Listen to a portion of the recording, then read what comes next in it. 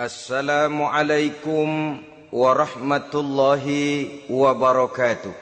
Waalaikumsalam warahmatullahi wabarakatuh.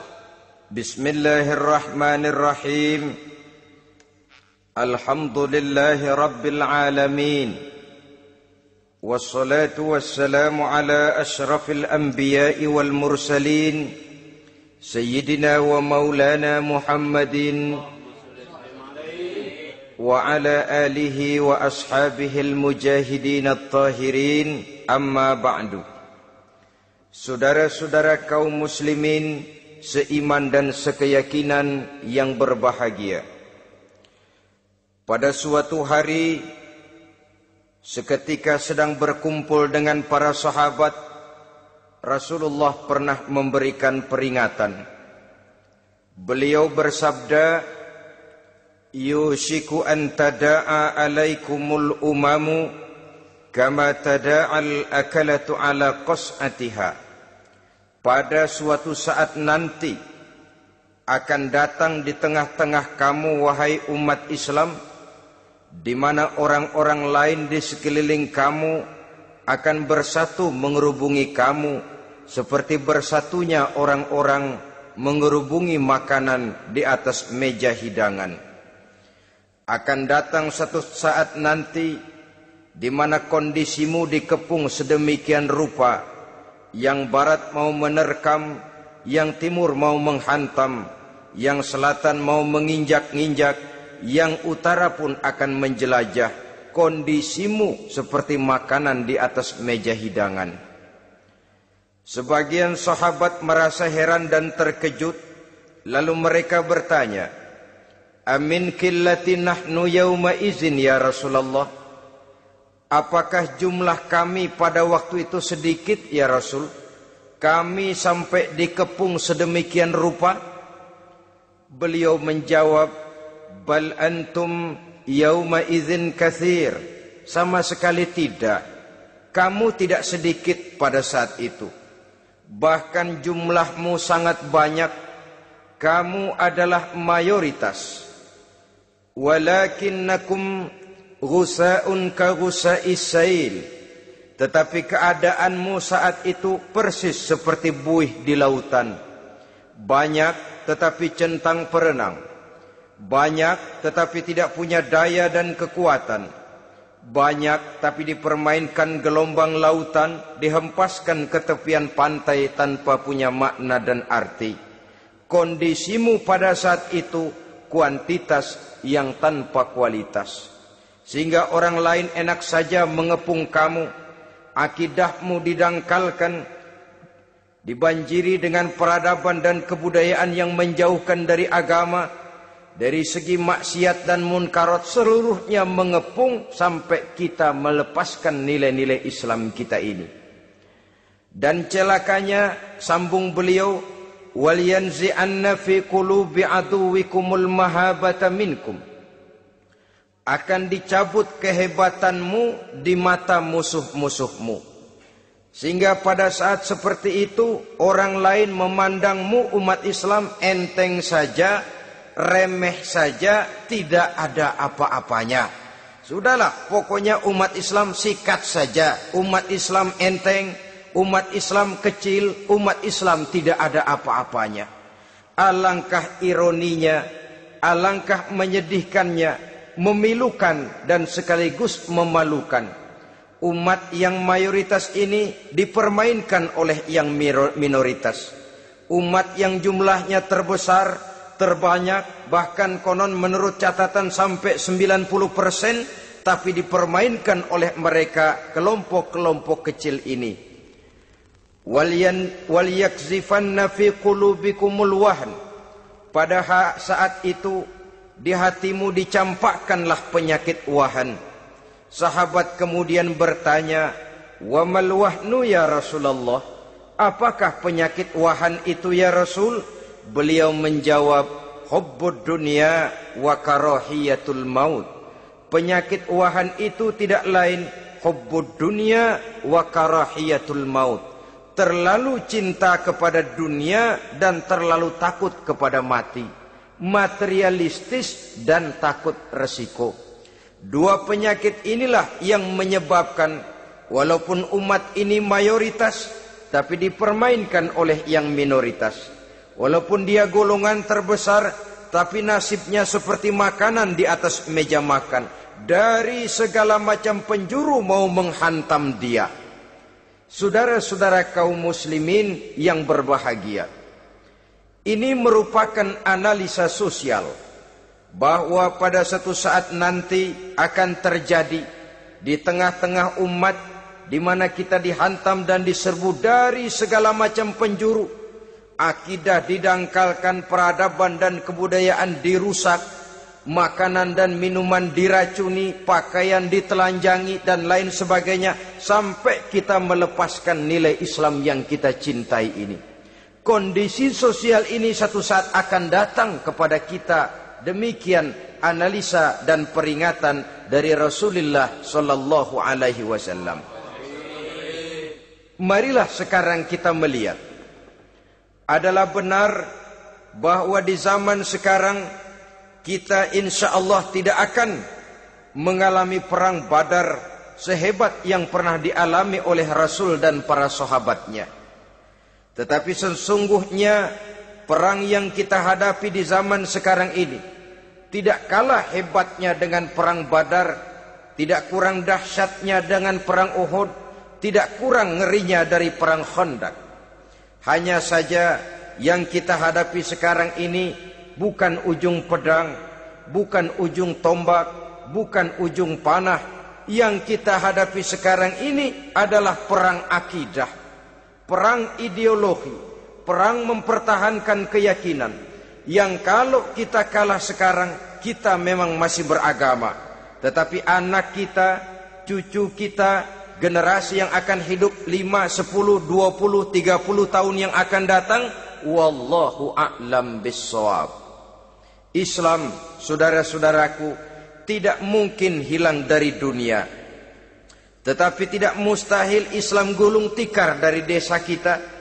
Tidak mustahil Islam gulung tikar dari kampung dan kota kita, jikalau kita tidak menjaganya, jikalau kita tidak memeliharanya, bahkan jikalau kita tidak mewariskannya kepada anak-anak kita, generasi yang akan datang. Marilah kita mengingat sejenak bagaimana Islam di Spanyol yang pernah jaya, pernah mewarnai daratan Eropa, dan yang sekarang hanya sekedar tinggal ceritanya saja.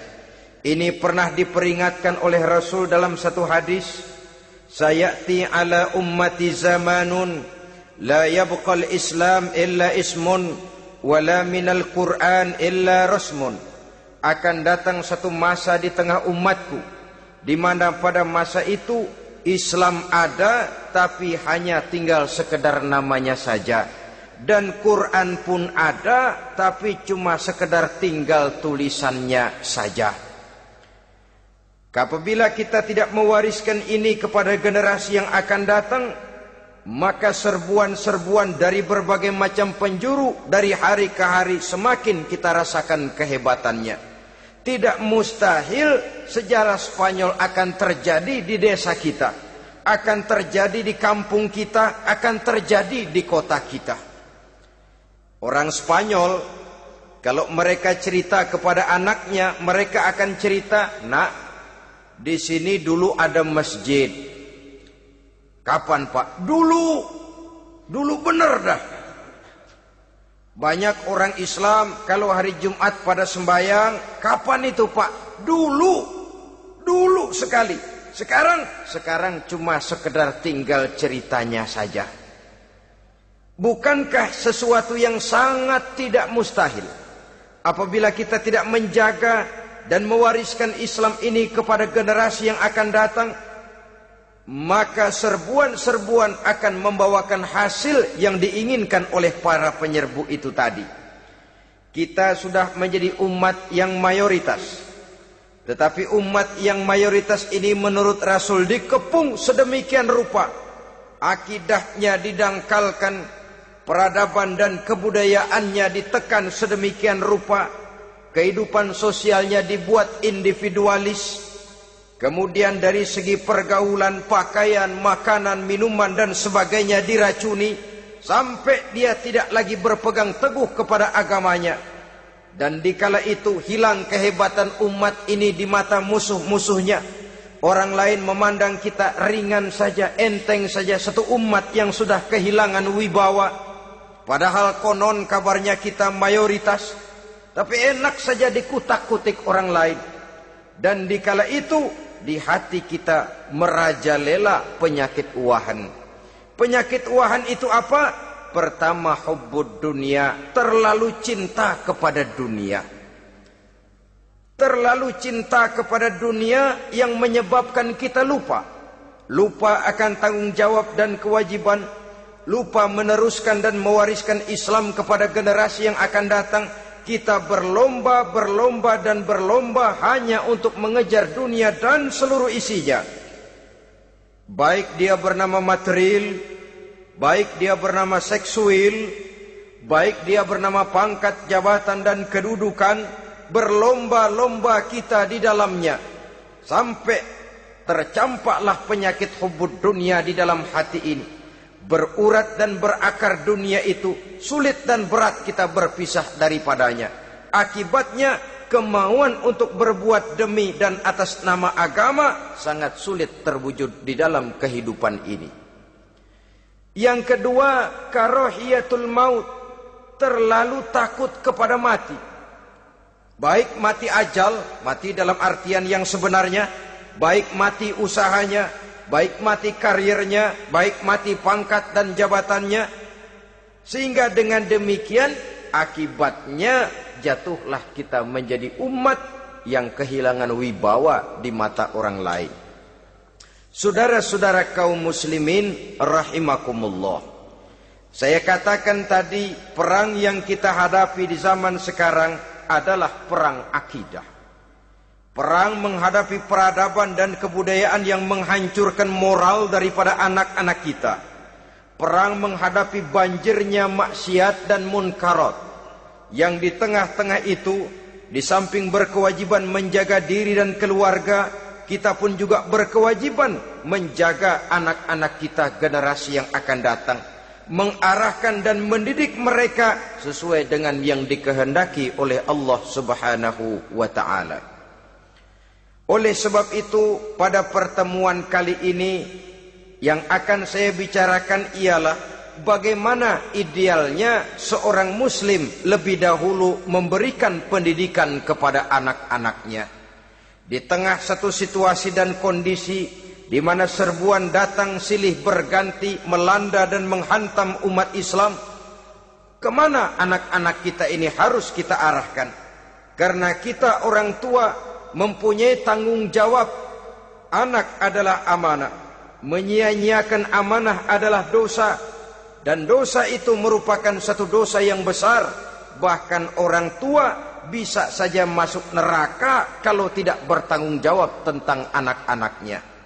Satu riwayat menjelaskan ada orang soleh, ngajinya cukup, solatnya cukup, puasanya cukup, zakatnya cukup, di mana ada majelis taklim hadir, baca Quran hobi, fitnah orang tidak pernah.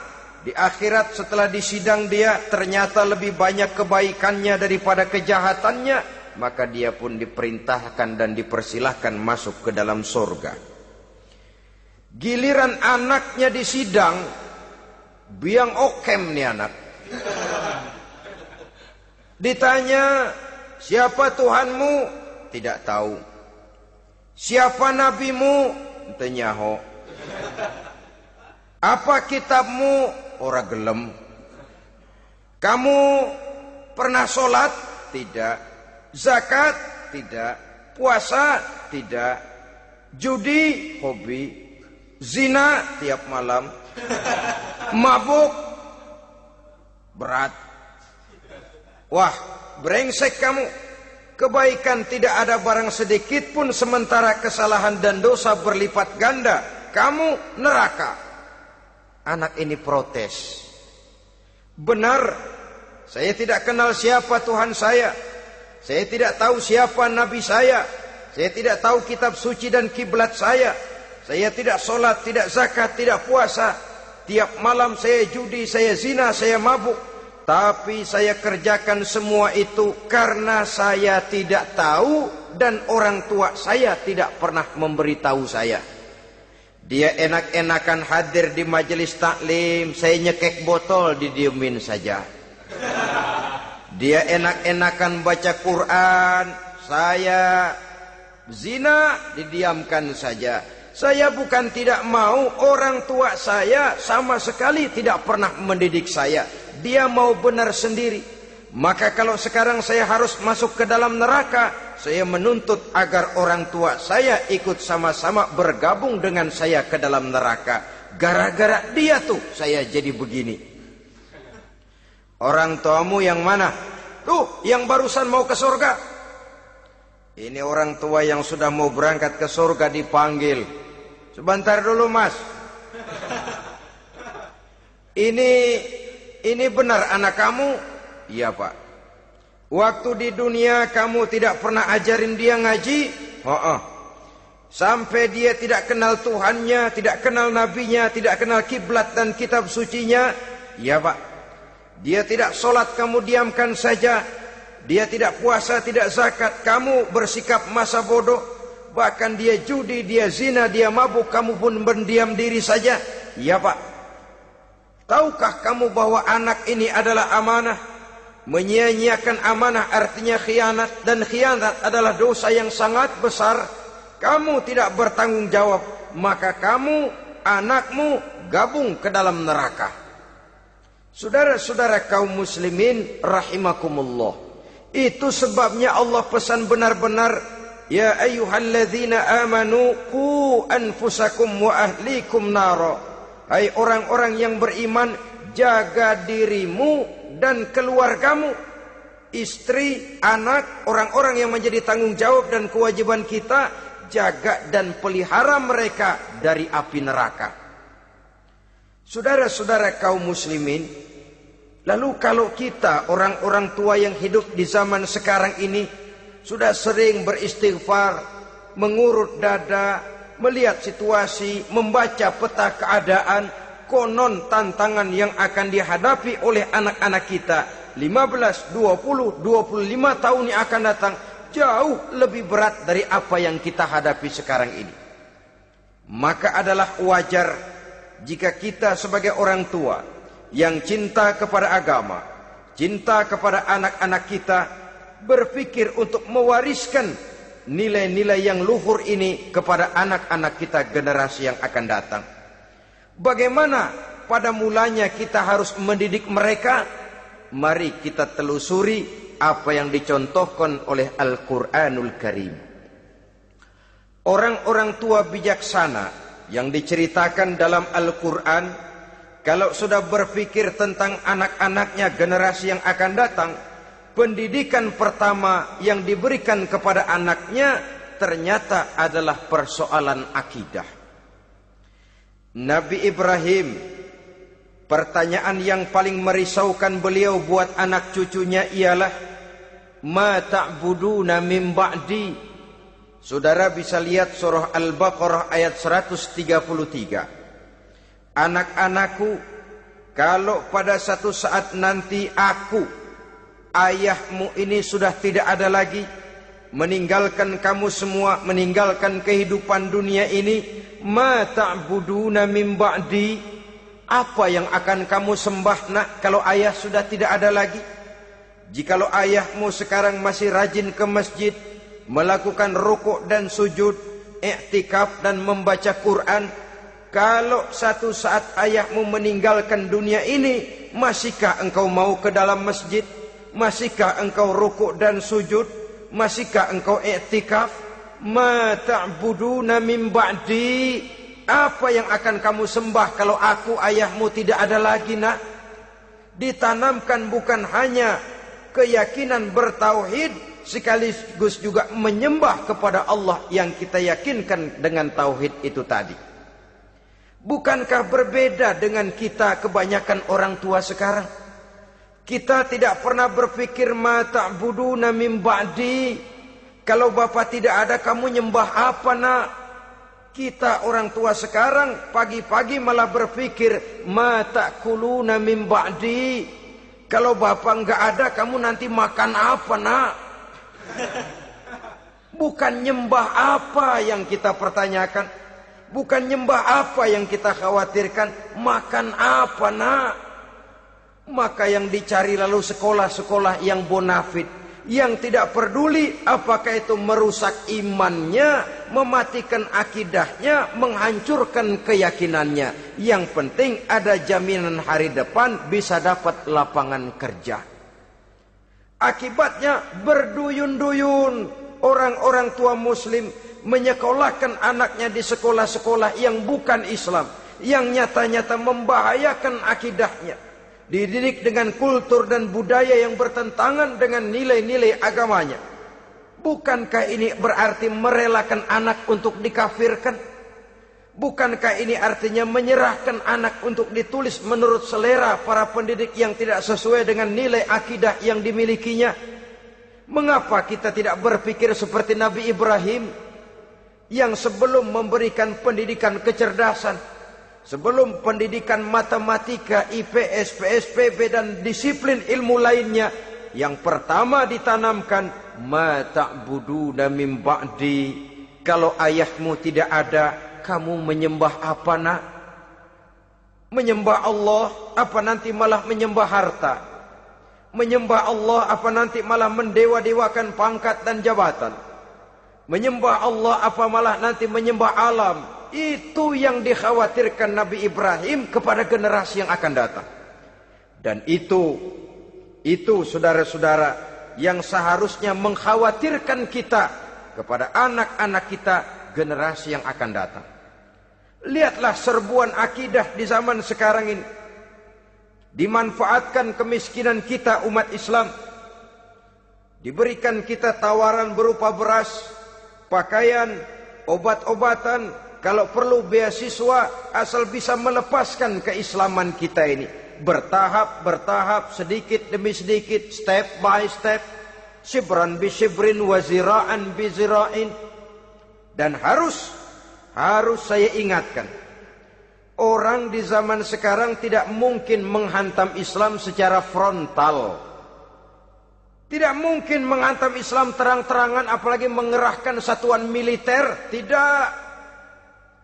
Orang berhitung bagaimanapun kondisi dan kualitasnya umat Islam, mereka masih punya satu modal penting, fanatisme agama. Kalau ini disulut, api jihad segera berkobar, dan hanya maut yang bisa menghentikan orang yang dibakar dengan semangat jihad. Orang tahu itu. Betapa Uni Soviet kedodoran menghadapi mujahidin Afghanistan yang disulut oleh semangat jihad yang berkobar dengan persenjataan yang primitif ketimbang persenjataan Uni Soviet. Entoh mereka pantang surut mundur ke belakang. Jadi jangan mimpi bahwa orang mau menghantam Islam ini dengan melarang pengajian, meruntuhkan masjid, menyegel pondok pesantren. Tidak. Melarang orang sholat, tidak. Kalau perlu masjid diperbanyak, musola diperbesar. Tapi bikin itu masjid seperti museum. Besar, megah, mercusuar, tapi bikin seperti museum. Tempat orang kagum, tempat orang memuji, tapi sunyi dari nilai-nilai ibadah.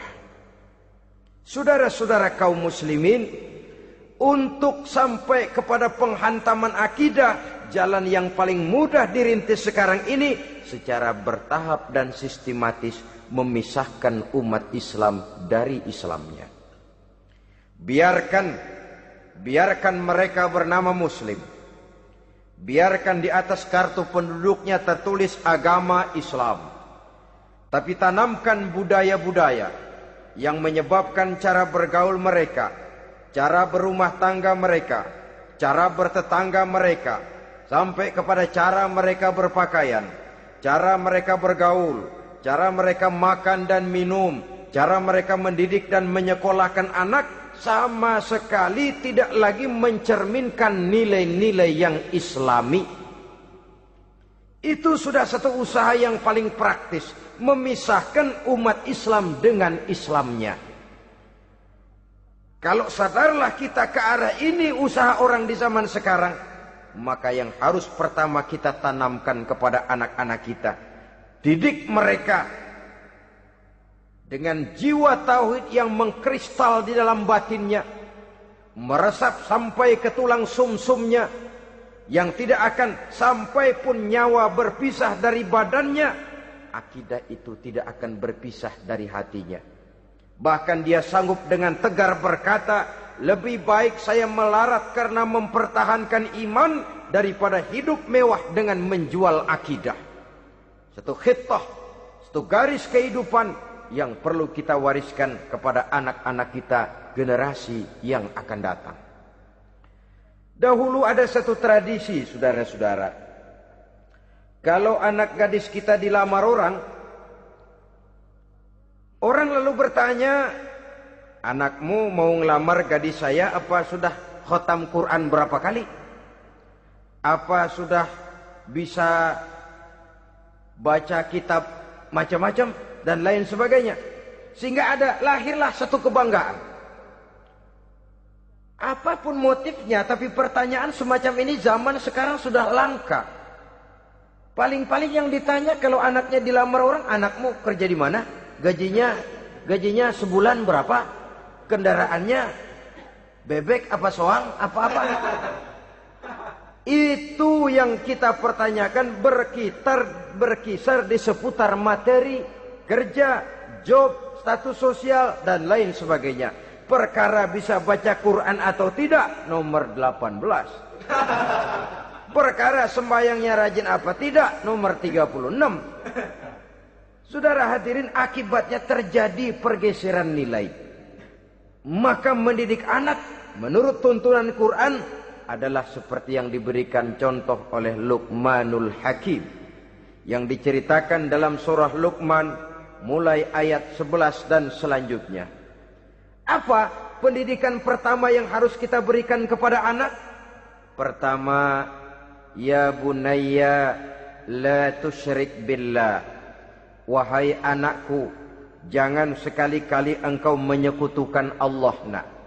Jaga tauhid, pelihara iman, mantapkan akidah. Ini dasar yang pertama. Belum lagi anak mengenal berbagai macam disiplin ilmu, yang pertama ditanamkan tauhid. Ini yang mendasari kehidupan. Ini yang akan menjadi mewarnai dan menjadi warna dari kepribadian seseorang. Sentuhan jiwa tauhid di dalam diri si anak. Belum lagi sempat dia kenal yang lain. Yang pertama yang kita tanamkan, kita wariskan, kita berikan, la tusyrik billah. Jangan sekali-kali menyekutukan Allah, nak. Kalau ini sudah tertanam, ini sudah merupakan satu fondasi yang kuat. Selebihnya nanti tinggal melihat bakat si anak, kemana dia harus dididik ini. Yang terpenting nilai iman lebih dahulu tanamkan. Dan untuk menghancurkan nilai keimanan, saudara-saudara, saya katakan, ingatkan kepada hadis di awal tadi, dikepung kita dari berbagai macam penjuru agar bila bisa melepaskan nilai-nilai iman dan keyakinan. Proses pendangkalan akidah, ditanamkan keraguan kepada agama, ditanamkan rasa malu beragama, sholat malu, baca Quran malu, berangkat ke masjid malu, pakai jilbab malu. Ditanamkan rasa malu beragama, sehingga bertahap sedikit demi sedikit kita mulai berpisah dengan kehidupan beragama. Ditanamkan hal yang sedemikian rupa dari berbagai macam penjuru. Dihantam akidah, akidah kuat, dihantam dari segi peradaban dan kebudayaan. Diperbanyaklah peradaban dan kebudayaan yang bukan mendekatkan kita dengan agama, malah mendekatkan kita dengan neraka. Menjauhkan kita dari agama, menjauhkan kita dari nilai-nilai luhur yang diwariskan oleh orang-orang tua kita terdahulu. Adalah kewajiban kita yang pertama mendidik anak, menanamkan roh, jiwa dan semangat tauhid di dalam diri mereka. Saudara-saudara kaum muslimin rahimakumullah, kenapa kita lebih dahulukan menanamkan jiwa, roh dan semangat tauhid ini kepada anak-anak kita? Pertama, kita tidak hanya ingin sekedar mempunyai anak yang pintar, tetapi lebih daripada itu kita pun ingin mempunyai anak yang benar. Segala macam disiplin ilmu, segala macam bentuk penalaran ilmiah dan pengisian intelektualitas manusia mungkin di satu sisi akan membuat dia pintar, tapi di sisi lain belum tentu akan membuat dia benar. Nabi pernah memberikan peringatan, man izdada ilman walam yazdad huda lam yazdad minallahi illa bu'da. Orang yang hanya bertambah ilmu pengetahuannya tapi tidak bertambah hidayah dari Allah, tidak makin mantap keimanannya, maka seluruh nilai-nilai ilmunya hanya akan menjauhkan dia dari Allah Subhanahu wa taala. Dan adalah lebih merupakan azab daripada nikmat kalau kita diberikan ilmu pengetahuan yang hanya akan menyebabkan kita semakin jauh dari Allah Subhanahu wa taala. Yang kedua, sesungguhnya roh, jiwa dan semangat tauhid yang melekat dalam diri anak pada puncaknya akan melahirkan satu disiplin murni yang tumbuh dari dalam dirinya sendiri, di mana si anak dalam kehidupannya merasakan dimanapun dia berada, kemanapun dia pergi, ia selalu merasakan kehadiran Allah dekat dalam hidupnya. Ia sadar sesadar-sadarnya bahwa tidak ada satu perbuatan yang bagaimanapun kecilnya yang bisa disembunyikan dari kekuasaan Allah Subhanahu wa taala. Yang ketiga, dengan penanaman roh, jiwa dan semangat iman ini, maka diharapkan anak-anak nanti pada pertumbuhannya sanggup mengendalikan hawa nafsunya. Dengan kata lain, bahwa penanaman jiwa tauhid, penanaman roh dan semangat keimanan ini merupakan kondisi dasar yang harus dilakukan sebelum yang lain-lainnya. Kemudian pendidikan kedua yang diberikan oleh Al-Quran melalui contoh dan model dengan Luqmanul Hakim ini, setelah menanamkan tauhid, ditanamkanlah kepada si anak ini rasa hormat kepada orang tuanya. Wa wassaynal insana biwalidayhi, dan kami wasiatkan kepada manusia untuk berbakti kepada ibu bapaknya. Hamalathu ummuhu wahnan ala wahnin, karena ibunya telah mengandungnya dengan kepayahan di atas kepayahan. Maksudnya dengan kepayahan dan kelelahan yang berlipat ganda. Sehingga ketika Rasul ditanyakan orang, "Ya Rasul, siapa yang paling harus saya taati di dunia ini?" Beliau menjawab, "Ibumu." Kemudian, "Siapa lagi ya Rasul?" "Ibumu." Setelah itu, "Siapa lagi ya Rasul?" "Ibumu." Dan kemudian, "Siapa ya Rasul?" "Bapakmu." Ibu, ibu, ibu, bapak. Bahkan al-jannatu tahta aqdamil ummahat, surga berada di bawah telapak kaki ibu. Bagaimana menanamkan rasa hormat kepada orang tua di hati anak? Tentu yang pertama, bagaimana orang tua bisa memberikan keteladanan. Marilah kita sebagai orang-orang tua ini menyadari bahwa sebelum anak kenal sekolah dasar, sebelum anak kenal TK, ibtidaiyah, sanawiyah sampai kepada perguruan tingginya, yang pertama dia kenal adalah lingkungan rumah tangganya, gurunya adalah ibu bapaknya. Di sini berlakulah apa yang dinamakan keteladanan. Keteladanan jauh lebih berhasil daripada sekedar teori-teori yang muluk. Keteladanan jauh lebih berhasil daripada berbagai macam indoktrinasi dan penataran. Kurangnya keteladanan akan menyebabkan anak mencari pola.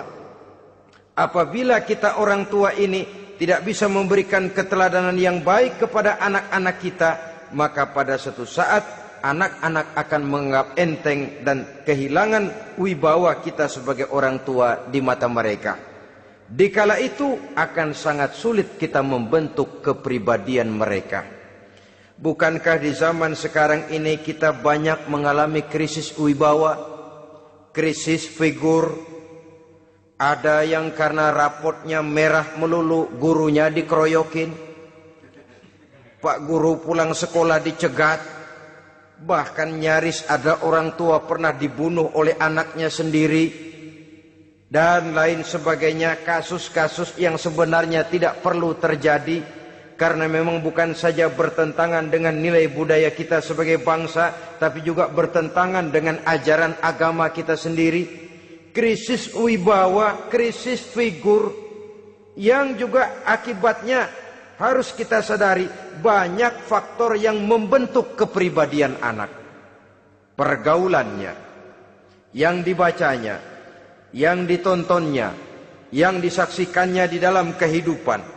Benar kita menyekolahkan mereka, tapi berapa jam mereka di sekolah? 6 jam, 7 jam paling lama. Sedangkan mereka hidup 1 hari 1 malam 24 jam. Kalau cuma 7 jam di sekolah, ini berarti lebih banyak dia di luar sekolah. Dan di luar sekolah itu artinya ya rumah tangganya, ya temannya, ya lingkungan di mana dia tinggal, yang seluruhnya sangat besar pengaruhnya dalam ikut membentuk kepribadian anak-anak kita. Saya katakan tadi, di samping kita menghadapi perang akidah, kita pun berhadapan di dalam perang menghadapi peradaban dan kebudayaan yang bukan saja menjauhkan kita dari agama, tetapi sanggup menghancurkan moral daripada anak-anak kita.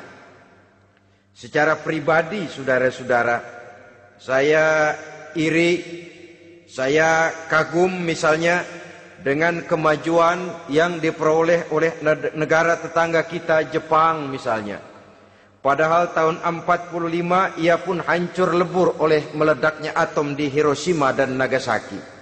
Tapi bagai satu tenaga raksasa kemudian Jepang bangkit menjadi satu negara superpower di Asia. Bahkan gurunya saja Amerika sekarang ini kewalahan menghadapi perang dagang dengan Jepang ini. Dan yang menarik, Jepang bisa maju dan modern dengan tetap menjadi Jepang, tanpa harus kehilangan identitasnya sebagai satu bangsa, tanpa harus kehilangan kepribadiannya sebagai satu bangsa. Sebagai negara yang sedang berkembang, kita sering latah. Kita ingin meniru Barat, tapi bukan teknologinya, westernisasinya yang kita tiru. Bukan isinya, kulitnya yang kita ambil. Akibatnya apa? Modernnya belum, orangnya sudah Barat. Bergaulnya sudah cara Barat, berumah tangganya sudah cara Barat, berpakaiannya sudah cara Barat, mendidik anaknya sudah cara Barat. Di mana ketemu orang tua cukup hello daddy. Kulitnya kita ambil, sementara isinya kita campakkan. Ironi dan menyedihkan.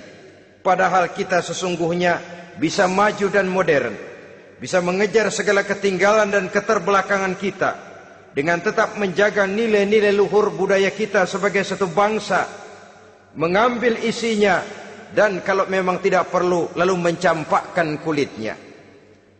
Pengaruh peradaban dan kebudayaan yang menghancurkan moral daripada anak-anak kita oleh pesatnya arus teknologi, oleh pesatnya arus komunikasi, di mana hal-hal yang terjadi di belahan dunia lain dapat kita saksikan hari ini juga melalui layar televisi, yang terjadi di Amerika, di Eropa, di Afrika, di ujung dunia yang paling ujung sekalipun. Di ujung dunia yang paling ujung, hari ini kejadian, hari ini sudah bisa kita saksikan. Pesatnya arus komunikasi, kalau jatuh ke tangan anak-anak kita yang belum mempunyai filter, daya saring positif, akan dicerna oleh mereka tanpa memilah dan memilih. Akibatnya orang kampung bilang kelolodan. Makan nggak dikunyah lagi. Tentu saja akhirnya kelolodan, dan kalau sudah kelolodan menyusahkan kita seluruhnya. Oleh karena itu budaya menghormati orang tua perlu dijaga, perlu dipelihara dan diwariskan kepada anak-anak kita. Tali silaturahmi sehingga ada respeknya kepada orang tuanya. Jangan bapaknya dianggap CS, ibunya dianggap CS, kakeknya dianggap CS. Hilang rasa respek, hilang rasa menghormati. Sementara orang tua sendiri tidak bisa memberikan keteladanan, kurang mendapat perhatian dan lain sebagainya.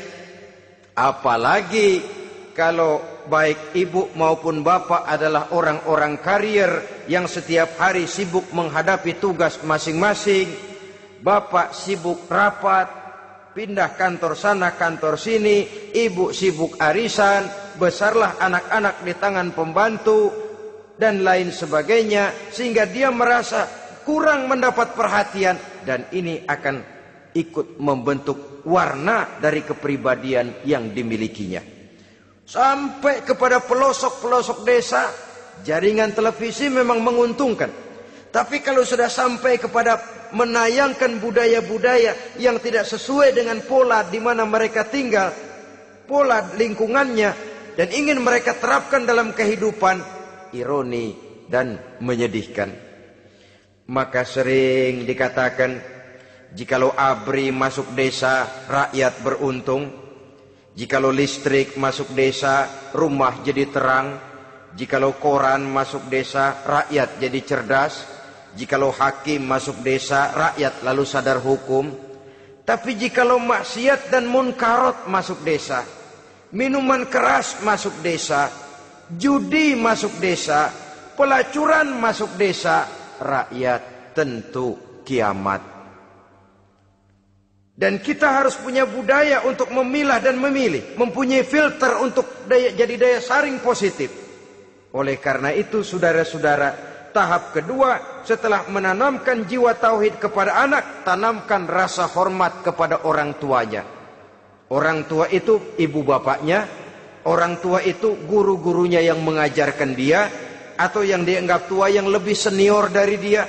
Karena tidak ada satu peradaban yang berdiri sendiri. Bagaimanapun maju dan modernnya kita sekarang, tentu merupakan mata rantai yang berkaitan dari generasi terdahulu. Ini yang kedua. Setelah tauhid, berbakti kepada ibu dan bapak. Tidak ada satu kebahagiaan yang bisa ditegakkan di dunia ini tanpa doa, tanpa restu daripada ibu dan bapak. Ini keramat hidup. Doanya dikabul Allah dan kutubnya juga dikabul oleh Allah Subhanahu wa ta'ala. Jadi mendidik anak setelah menanamkan jiwa tauhid, menanamkan rasa hormat dan taat berbakti kepada ibu bapaknya. Itu yang kedua.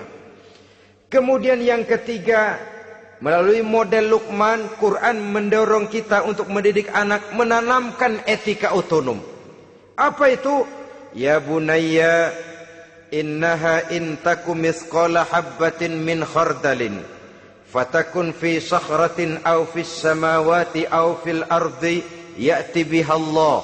Wahai anakku, sesungguhnya kalau ada satu kebaikan yang kamu kerjakan, kecil, tidak nampak oleh pandangan mata yang zahir, yang kecil itu tersembunyi di puncak langit, di dasar bumi yang paling dalam, atau di tengah batu hitam sekalipun, Allah pasti mengetahuinya dan pasti akan memberikan balasan yang seadil-adilnya. Pendidikan apa ini? Pendidikan moral, menanamkan etika otonom. Nah, kau berbuat baik jangan karena dilihat orang. Kau tidak mau melakukan kejahatan jangan cuma karena ada polisi. Kalau ada polisi kau tidak mau jahat, kucing juga begitu. Coba lihat kucing, taruh ikan asin di piring kaleng, tongkrongin. Aduh, kucing kalem, sopan, tenang. Sedikit kita lengah, habis ikan digarap. Tapi ditanamkan satu kesadaran, kemanapun kau pergi, apapun yang kau kerjakan, tersembunyi di tengah batu, di dasar bumi, di puncak langit, Allah pasti tahu. Dalam bahasa yang ringan, Kita ini diawasi oleh 2 hiperkomputer yang maha sensitif. Produksi langit, mereknya Rokib dan Atid. Itu komputer yang sangat peka dan sensitif. Jangankan kita berbuat, kita berniat baik saja, komputer sudah nyatat sendiri. Inilah yang orang sekarang namakan waskat, pengawasan malaikat. Kalau hidup sudah merasa diawasi oleh malaikat, waskat berhasil. Tapi kalau waskat sudah diawasi malah nekat, itu yang gagal. Atau yang diawasi dan yang mengawasi sama-sama sepakat, itu juga bisa cincai. Saudara-saudara kaum muslimin rahimakumullah. Waskat dalam pengertian kita muslim, bagaimana hidup ini merasakan diawasi oleh malaikat. Intelektualitas yang tinggi sekalipun, IQ yang nilainya plus sekalipun, disiplin ilmu yang bagaimanapun banyak yang memenuhi benak kita, tanpa diiringi oleh etika otonom, orang sering mencari celah dan kesempatan. Mencari celah dan kesempatan.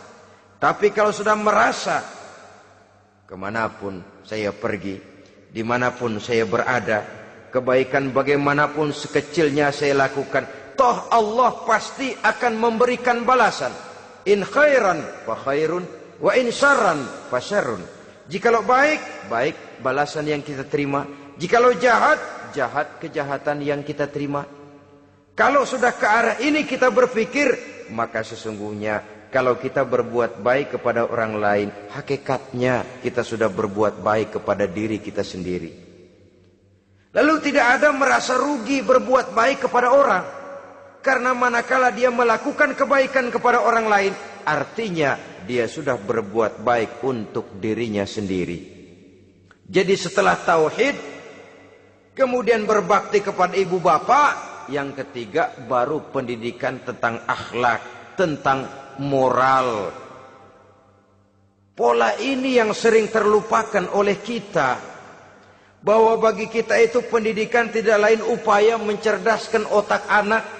Jangan sampai sebab ini kelihatannya pembangunan makin maju, persaingan hidup makin tajam, tensi ekonomi semakin tinggi, sementara jumlah tenaga kerja dengan lapangan kerja yang tersedia jauh dari mencukupi.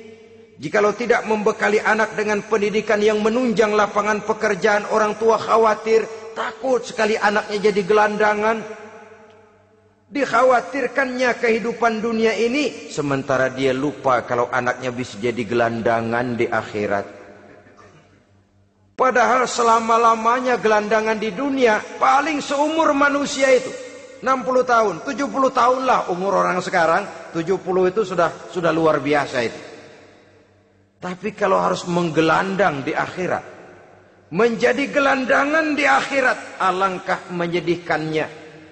Apakah akan kita korbankan satu kehidupan yang langgeng, abadi, cuma karena tertipu oleh fata morgana dan kamuflase? Kita korbankan yang sedikit, kita korbankan yang besar karena kita memilih yang sedikit. Dalam bahasa Al-Quran memang pernah diceritakan hidup ini hakikatnya perlombaan, saudara-saudara. Perlombaan. Dan di dalam perlombaan itu ada yang menang, ada yang kalah. Al-Quran lalu memberikan peringatan. Alhaakumut takatsur.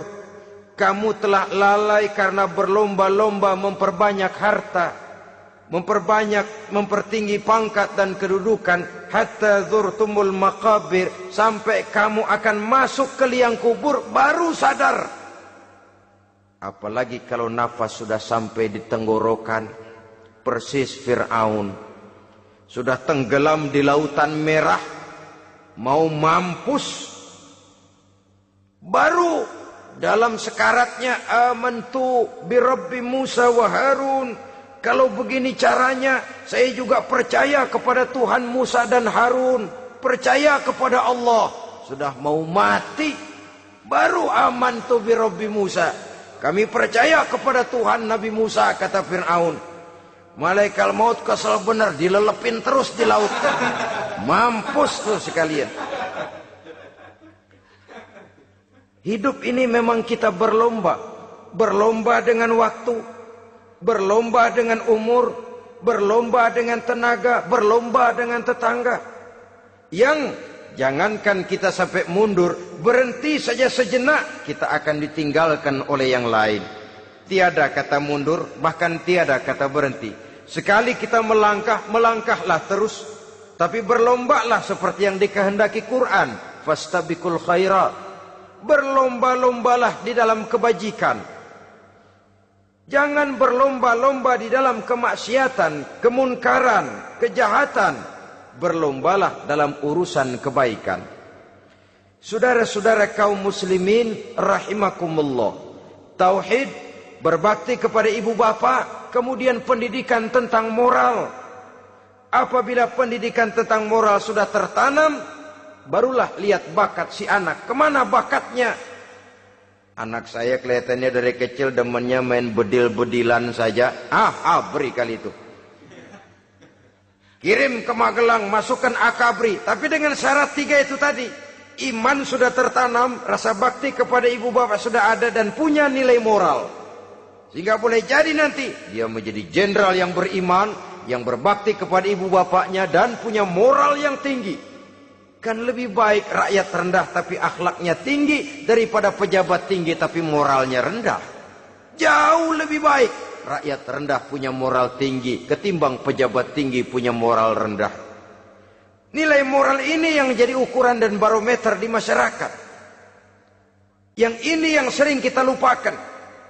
Bahwa kehancuran satu bangsa dimanapun di dunia ini selalu dimulai dengan kehancuran moral daripada bangsa itu sendiri.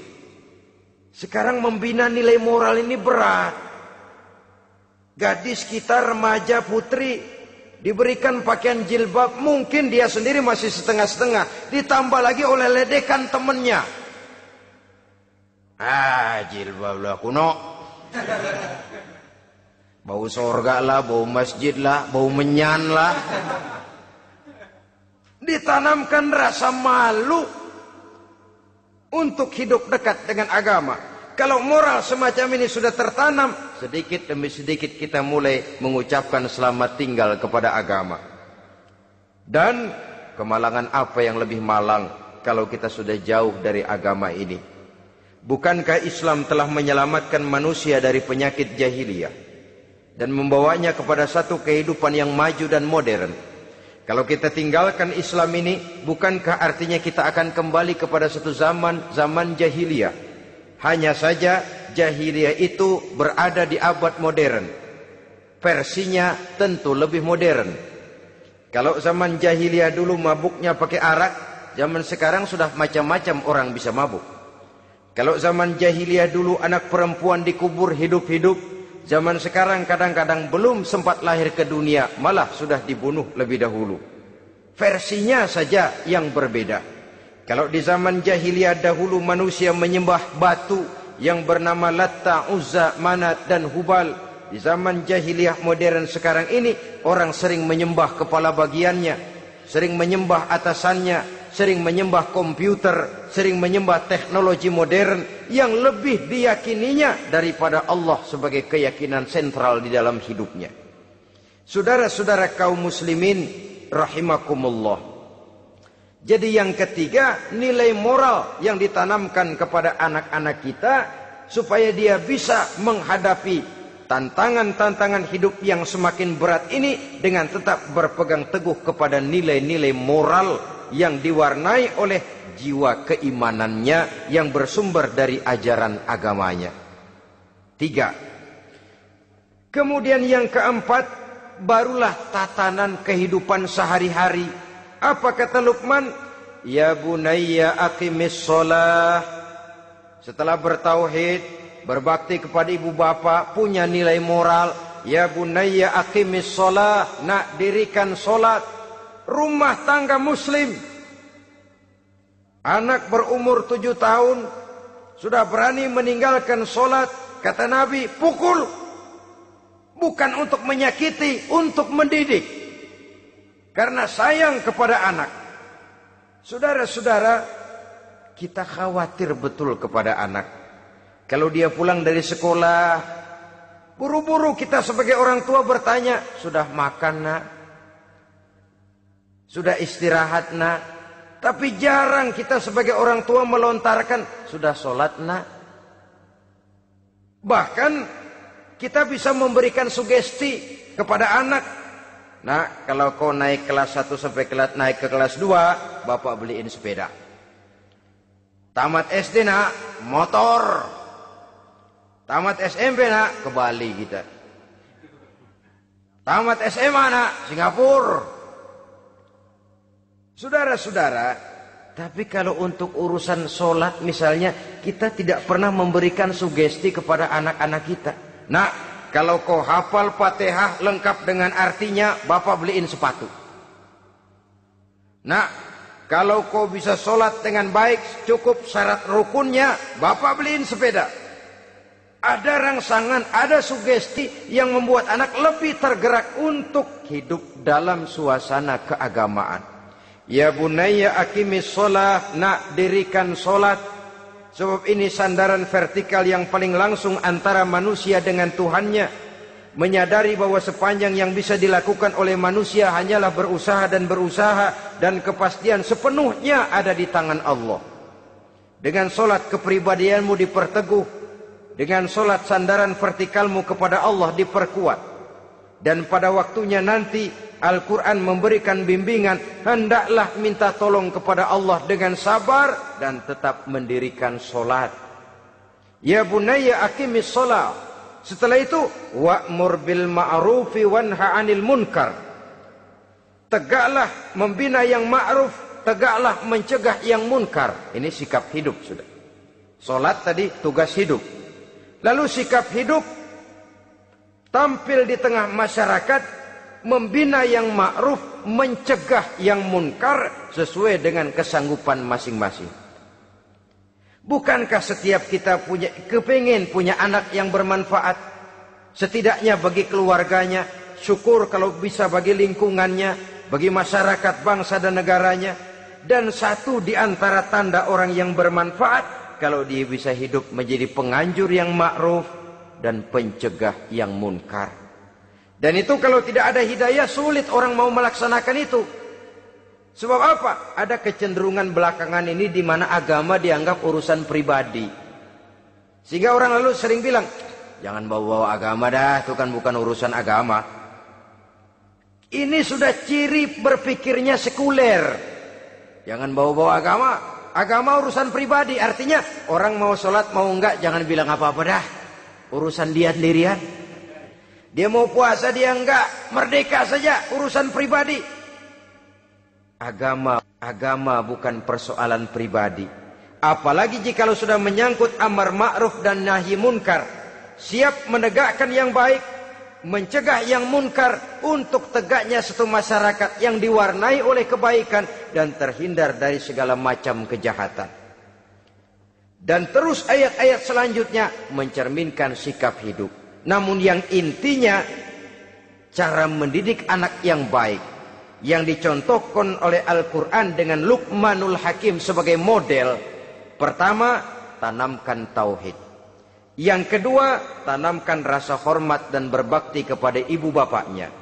Yang ketiga, tanamkan moral, nilai akhlak yang tinggi. Setelah itu yang keempat, biasakan hidup dalam suasana keagamaan. Kontrollah sholatnya, kontrollah baca Qur'annya, kontrollah puasanya di bulan Ramadan. Ajaklah anak-anak sholat berjamaah, sehingga dengan demikian dia terbiasa oleh satu suasana yang mendekatkan dia dengan nilai agamanya. Dari sana diharapkan nilai-nilai ilmu yang didapatnya dari bangku sekolah akan menciptakan keseimbangan dengan yang ditanamkan oleh orang tuanya dalam bentuk yang dijelaskan oleh surah Luqman itu tadi. Sehingga apabila keseimbangan ini terwujud, akan menjalin keseimbangan dalam pola berpikir, dan keseimbangan dalam pola berpikir akan melahirkan keseimbangan dalam perbuatannya. Terwujudlah kita harapkan insan yang fid dunya hasanah wa fil akhirati hasanah. Inilah harapan kita semua. Mudah-mudahan Allah memberikan kekuatan kepada kita untuk mewariskan nilai-nilai yang baik kepada generasi yang akan datang. Sehingga esok harus lebih baik daripada hari ini, dan lusa harus lebih baik daripada hari esok. Terima kasih atas perhatian saudara. Mohon maaf atas segala kekurangan. Usikum wa nafsi bitaqwallah. Wassalamualaikum warahmatullahi wabarakatuh.